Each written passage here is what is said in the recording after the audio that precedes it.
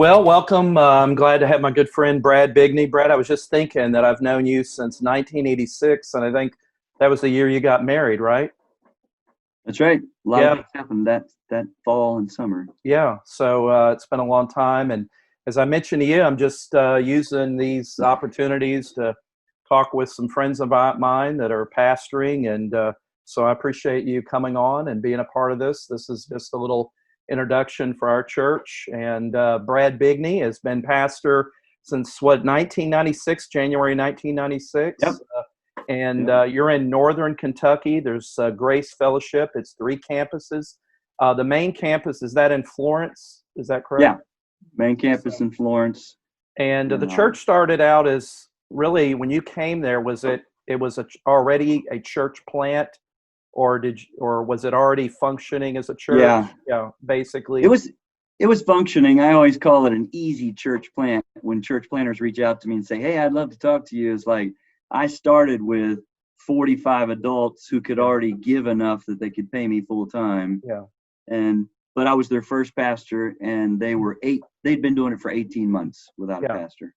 And so obviously with three campuses, the church has grown, and you and your wife Vicky, as I said, married in 1986, have five children that are grown, Yeah. and they're not little Yeah. tykes anymore, little children, and No. knew you before children, and Yeah. you knew me before children. So Yeah. uh, as pastors, we're experiencing the COVID-19 season here, and Mhm. so I just want to ask you, how in the past 8 weeks or so has your church been affected by the COVID-19? Yeah. I'm sure we've been affected in similar ways to everyone else. Uh, the biggest thing that I'm sensing is just the isolation, and our people are just clamoring to be together. After a while, you're grateful for Zoom because at least you can hear a voice and see a face. But the feedback I'm getting from my people is we are all zoomed out, and we are ready. Yeah. We are the we are ready to meet in person. Uh, but the novelty is over. The yes, novelty is over. the Yeah. novelty is over, and we're hungry for. But I know you're going to ask me later, but Yeah. I'll Go poke ahead. it Yeah. here. Yeah. There's the downside of, wow, don't we miss the corporate? I mean, we're all hungry for the corporate gathered church when we raise the roof with a great song full of truth. And you can't pull that off by watching the sermon at home and singing along quietly to yourself. So we're all hungry for that. There's things that we miss, but I've been so encouraged by what I've seen. It's almost like until a parent steps back and Right. lets the child, stumble a little bit and move forward, you don't really know, have I done a good job parenting? Have any of these things? I can't tell you how many times I've said to the other staff as we're meeting, and leaders, elders, oh my goodness, it's almost like it was an opportunity to see, has anything that we've tried to instill in our people, I've been here almost 25 years, did it take? Is it real? Is it in our DNA? Is it just me that says these things, or do they own it and believe it? And this has been one of those times where it's like, oh my goodness, they Yeah. own it. So it's been so cool to see the body minister to each other, to see counseling continue, to see sacrificial giving continue, Right. to see outreach ideas. And so much of it is driven by them because we can't lead the charge and be with them like we used to. So that's been encouraging for Right. a pastor like me that's been somewhere almost 25 years. Yeah. Because sometimes in those years, it depends on when, sometimes people say, well, you have the title as pastor, but you're not really the pastor for three, Yeah. four, five, whatever years. And sometimes even as a church, you're a part of what you do as a pastor teacher. But I always tell somebody, I said, sometimes it's like waiting for Jello to gel. Yeah. It's always soupy. And then Yeah. as you were saying that, I realized that, as you said, it encourages, because you realize the Jello has gelled, that people are spontaneously connecting and doing things. And then you realize there's a Yeah. certain role that you can play, but Yeah. if it's going to happen, it has to happen by the people. So what about the Yeah. community and the area? Um, what describe, first of all, the area that you're in? Is it more Yeah. suburbia? How would you? I know Yeah. it's south of Cincinnati, right over the. Right. Well, we've got a little bit of both. So the main campus, the first place where we bought a farm and started our first building in 2004, this is classic suburbia. This is a place where people do live who work in Cincinnati, but they have to commute, and depending on traffic, it could take them a half hour to 45 minutes. But this is neighborhoods, condos. It all used to be farmland, and now it is like big, big, big, big, big neighborhoods.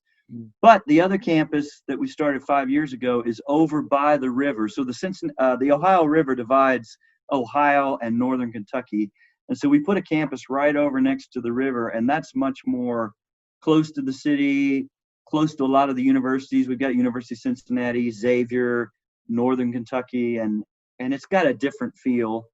And then we just launched a third campus in January that's way out, true country.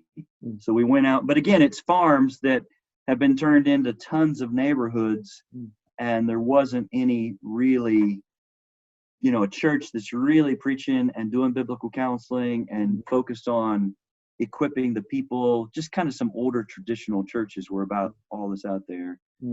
But by God's grace, our community is a very thriving community business-wise. Like Amazon just came in and is building a humongous place. And we've got Kroger and Procter & Gamble. So business-wise, I've been encouraged that the impact has not been horrific. We've certainly had people who've been impacted with reduced income or have lost jobs, but not hugely. A lot of tech industry and stuff that we have is actually thriving. And by God's grace, we have a church of over 2,000 people. So I assumed I would be doing some funerals and I would actually know people in our church. By God's grace, we've not had a single person die. And so far it's been more the isolation, the depression. Right. I miss people. I'm very concerned about our older folks and singles who live by themselves. And we're trying to call them a lot and connect with them extra. Yeah. Well, let me just kind of, since you brought that up, let me just kind of segue. What are some ways that your church is using to reach people, communicate, your staff? Yeah. What are some ways that you guys are doing that? Yeah. By God's grace, we had just, put some better stuff in place, a better website, and we just had rolled out a new church app. So I know you believe in the sovereignty of God, so do I. It's so cool you think providentially, oh, thank you, Lord. We had just shifted to this new app that is great. And for just all kinds of stuff, connecting and social media and videos. And then we had just shifted to push pay. And we had just beat the bushes trying to get more and more people to, connect and sign up for their giving online. Praise God. Yeah. Because we saw a little bit of a dip the first 2 weeks, and those were mostly people that write checks that needed to be reminded, hello, the U.S. mail still works, so go ahead and pop that in the mail and get that on over here. Yeah. I will meet you at the church. Yes, I'll have rubber gloves on, and you can hand me that check. But I think, we just stepped up our game with saying, all right, people want to hear from us as much as possible. And so yours truly even signed up for Instagram. Wow. I never had an Instagram account. And I wasn't doing what you were doing, but I started a midweek Wednesday word where I just have a short 10-minute thought about something I read from my Bible. And just things like that, where we tried to give more, because it seems like we're all hungry. They want to hear from their shepherds. They want to see your face. They want to hear your voice. And but we do have some staff that, if you're our children's director, it's like, wow, after a while, you post some worksheets online, some videos, what more can you do? Yeah. And so we are shifting some of our staff to make phone calls. And we're like, if we had everybody working on this, we could call everybody every week. And even for me as the lead pastor, I found that people have really appreciated it. I spend 1 or 2 hours a week making phone calls, and they're shocked when they get a call from me. And I said, you know what? I just thought during this odd time, a voice would be nice. I was praying for you today, and I called you. And so I just, things like that. Yeah. Well, and that's, even though size churches and all, but when it comes down to it, there's still just some basic things Yeah. that you need to do. And not to sound elitist or anything, but as shepherds, as pastor teachers, there's only certain things, if I can say it this way, that we can do, that we bring to the table. I mean, Yeah. there's certainly gifts that we wouldn't be able to do what we do unless our staff Yeah. and elders, deacons did what they do. But as far as like Yeah. just the presence of teaching and the consistency, I watched one of the numerous, webinars that were coming out when all this first took place. I think it was something Tom Rayner did. And I just remember one takeaway is basically said, look, there is no perfect plan, but pick a plan and stick Yeah. with it and say, Mhm. this is our plan. It may Yeah. not be what everybody else is doing, but this is what we're going to do. But the biggest thing he said is just be consistent. So if you're going to put a video up and you're going to do that every week, put it up at the same time. Don't Yeah. be like, well, this week it was Monday and Yeah. I couldn't get around to it till when. He said just be consistent. And Yeah. so just those little things, rather than trying to worry about the big production or whatever. I agree. I think so much has changed and is unsettled and is not what they're used to, that you're exactly right, Tim. We have tried, once we gave our staff like 2 weeks to settle into like, what am I doing? My Wednesday word goes out at 3:00 every Wednesday. The worship guy does a Thursday night worship that starts at 6:30 every Thursday for 20 minutes.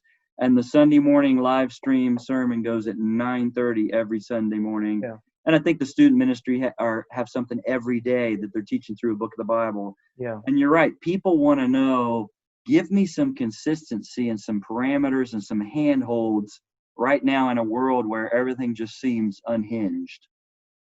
What are you guys looking ahead? And I haven't updated on every state kind of varies, Yeah. but as far Yeah. as looking ahead and thinking about a reopening, a gathering, what is your Yeah. conversations right now about concerning Yeah. that? So we just had your questions. It's a good time because we just had some big meetings this week because our governor, like you say, it's different from state to state, but our governor has announced that houses of worship can gather on May 20th. Okay. But then he also said, yeah, that's not as exciting as it sounds, because then in the same talk he says, and on the 25th, I am considering letting groups of 10 or less start to meet. Well, what in the world does that mean? Yeah. So as we've dug into it, what he's actually about to roll out is you need to be a church that has a room that seats like 200, and oh, by the way, you only have 50 people that come, and you spread the chairs all over the room, and everybody wears a mask, and it's just, there's so many stipulations to it. We decided, not saying every church has to do this. We know there's going to be churches in our area that are going to open. We're not. Yeah. So, we have all of our sites, the services are packed, like, Yeah. and he's not going to allow that. So we would have to add so many additional services to spread everybody out. And then what do you do with the kids? They don't know how to social distance. So for us, we said there's 3 things that are driving when we will do Sunday services. In each church, the answer to these things would be different. But I think it's 3 good things to think about: quality, children, and worship. And by quality, I mean, if you think about it, Tim, I think we're all starved to, yes, get together, but I think what we really want is exactly what we had. Right. So if you restart your services and everyone gets there, novelty will bring them at first. But once they realize, I've got a mask on, I can't even tell who that is. We still can't hug. We're a hugging church. We still can't shake hands. We're singing behind a mask. I don't think it's going to be that exciting. So it depends on what your online presence is. By God's grace, our online service is so good and the worship is so good. We said until our services at the building, the quality exceeds what we can do in our online services, we're not going to shift. Yeah. And then we have scads of young kids. We're a young church. They don't do social distance well at all. We do have a generation of the most safety conscious helicopter moms ever. They're going to want workers in hazmat suits and spray guns. And, by the time you do everything a mother's expecting, like, yikes. And then number 3, worship. If you think about it, as this is spread across the world and the United States, the number one places where there's been a problem are nursing homes, cruise ships, and singing groups. Hmm. A church is a singing place. We love to sing. When you sing, you project air and spittle Yeah. in ways that are way beyond speaking.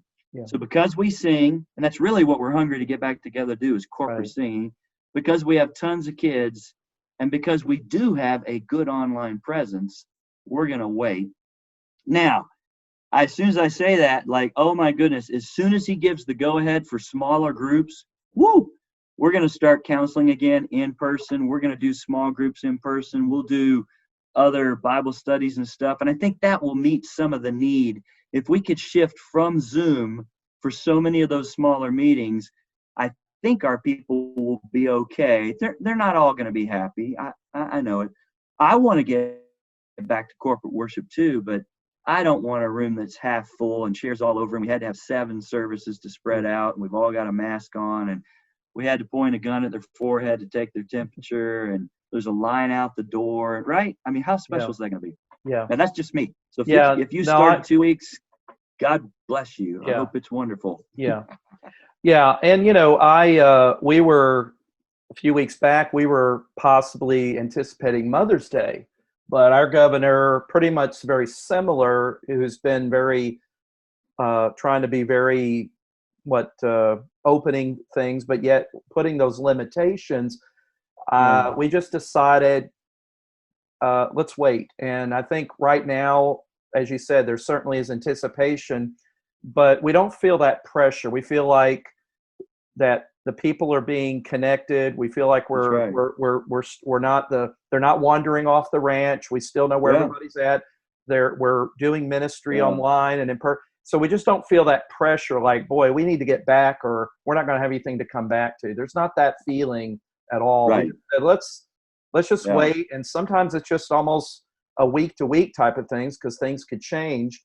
And it may be, as some friends of mine that pastor up in Orlando, much larger churches than ours, probably similar years, they have every reason to want to come back. They have church mortgages, and they have all sorts. They just said, look, we're just kind of looking at starting up the 1st of June, because we feel like what we're doing right now is meeting a need, but we don't want to be premature. And as you said, it'll be more work and more effort. And it reminds me of kind of those that came back and looked at the Ezra and those folks from Babylon came back and remembered the former temple and wept. Right. This isn't quite what we expected, So, no. But I think it's just wisdom. when people get there, the enthusiasm's going to tank, because they're not going to get what they think they were going to get, because what they really want is something better than what they're about to let us do. I do believe. And I'm hoping those other states that are way ahead of us, like Georgia and Texas, that all the month of May, it can kind of show itself, is this going to be okay? And then maybe some of the rest of our leaders of other states will say, all right, go ahead. And but like you pointed out, Tim, some of it really comes back on the philosophy and structure of your church. If your church is building centric, and what happens on site on Sunday is really about the only thing you have going on, then you're going to want to get back there as soon as you can. But if your church is healthy, like yours is, I believe, and you've got all kinds of other ways that you're ministering to each other throughout the week, it never was just about Sunday sermon worship, then you can delay. Because imagine a start, and then if things don't go well, shutting it down and then having to restart again later. I also would rather wait and have one good start. I hope. Yeah. And, with other churches, I know everybody kind of has to make this decision on their own. We've just felt early on, I think our last service, or the first service we were away, was maybe March 22nd or something like that. And we just felt like it had nothing to do with persecution or civil rights. We just felt like we're part of a community. This transcends all those things. And we didn't want to appear arrogant, or somehow that we were oblivious to the health concerns of not only the people coming to our church, but those people go to grocery stores and they buy gas and they go on the public. And we just Yeah. felt like this was part of the way that we, we're in Yeah. good graces with our community. And we just felt like that was an important feature. Yeah. You're a Bible person. You love the Lord and love the Word of God and think biblically and theologically. As you're probably like me, you get inundated with well-meaning people that want to send you a lot of conspiracy theories and how Yeah. this might be playing into the Antichrist and whatever. And look, I don't know. I really don't know. I don't have Yeah. that. But biblically, how do you, for your people in the shepherding and being a Bible teacher, how maybe in different ways have you tried to shape Yeah. this Yeah. biblically for your people? And I was glad when I saw your list of questions. I thought that's an excellent question. And I almost always lean more towards what God is doing and he's sovereign in our world than conspiracy and, oh my goodness, Satan's on the move and yada, yada, yada, yada. And Satan is on the move. He is real, but he's on a leash. He's on a sovereign leash with our God. Amen. So I believe, Tim, this is just my personal opinion, this was much more, here's what I've said to our people actually. I think this season we're in is actually the answer to decades of Christians praying and crying out to God, saying, God, strengthen your church. God, revive America. God, cause unbelievers to see their need. Can you imagine? This was not just a health crisis. That scares people enough. Oh, I could die. This was a financial calamity with the stock market tumbling. These were two things that people trust in and are comforted by more than anything else, my health and my finances. And God just cut the feet out from underneath both to where people were just saying, where do I turn? What do I do for security? I think it's a cool time for the church to be the church. So we keep saying to our people, we're not gathered, we're scattered, but we're not shattered. The church is scattered, but she is not shattered. In fact, she gets to be what she was always supposed to be. It's the church outside the walls of the building that really matters most. And so, no, I've been praying for revival. I've actually been fasting for 30 days and asking God, would you please, I wasn't sure. I don't know about you, Tim. I've heard cool stories from other churches, but I didn't have any that I was aware of until last Tuesday night with my own small group. Several people said, oh, Pastor Brad, I've got lost relatives, friends, my brother, my brother-in-law, all these people that I could never get to come to our church. They're all listening to your message every week, and that's never happened before. And this other woman said, oh, wow, these troubled friends that I've been trying to reach, they have been coming and listening on, because they didn't have to dress up and walk in the door of a church. So that's pretty cool. So I am more in the camp of, here's what God is doing to solidify his church and help everyone think, who are we and what matters most? Is it the building? Because here's what I've been loving to say as I write cards to our people or leave a phone message. I want you to have a fresh awareness of what has not changed and is not restricted. And then I say this, God's Spirit in you, God's Word alive to you, and God's throne of grace that is wide open to you with unlimited access in prayer because of Jesus Christ. I mean, that's just cool to think about. Yeah. With all the things I can't do, his Spirit is not diminished. His Word is just as alive. And the throne of grace is open to me day and night because of my high priest, Jesus Christ. Yeah. Wow. Yeah. I got everything I need. Amen. Amen. I was just looked away because I wanted to get this quote it right. You've probably heard the quote C.S. Lewis did, where he said, God whispers to us in our pleasures. He speaks to us in our work, but he shouts at us in our pain. And just our human depravity, we are hard-headed by nature, and nothing like crisis. And 99.99% of the lessons I've learned in life, I've learned through my brokenness and failures and crisis, whether I've had a hand in it or somebody had a hand in it for me. But either way, they served me. And that sometimes is a hard thing to come out of my mouth, to say that Christ served me. Because that quote, I love that quote too, Tim. That quote goes on to say, Pain is God's megaphone to Well, rouse a deaf world. yeah, And our world is so often deaf to the things of God, but pain and fear yeah, get their attention. So it's a yeah, great time. yeah. Uh, Well, let me just wrap this up. Time has gone by, and I just wanted you to take a few minutes. But what would you, as far, and you really kind of said it, as far as theme and just the word there, yeah, which was really encouraging. But just, you don't know our congregation, but just pretend for a moment you're the yeah, guest evangelist here, and yeah. speak a word of encouragement to our folks. They hear me all the time, so. Okay. Uh, Yeah. You may have already hit on these passages because they're great ones, but I've been bringing to our people three places that I've just hit more than once. One is in the Sermon on the Mount. You've got that great place about don't worry, tomorrow has enough trouble of its own. But I found that when I'm really rattled and I'm really worried, I struggle to track with a complex thought. If I can just get a simple phrase that I can lay hold of and fight worry with it. And so there's a phrase, my favorite way of expressing it is actually in Luke, the Luke parallel, Luke 12:30. Your Father knows. yeah, Your Father, I only have to remember three words. When all of a sudden it pops up in my mind, what's going to happen? What about the staff? Are we going to meet budget? Do I have, your Father knows. yeah, What if my wife, who is ill, she is ill right now, what if she gets, your Father knows. What? And I can just fight worry with that. Your Father knows. He'll be there when I get there. He's with me now. And the other place is Philippians. I know you know this, Philippians 4, but I'm wondering if this might be a helpful reminder to your people as it was to ours.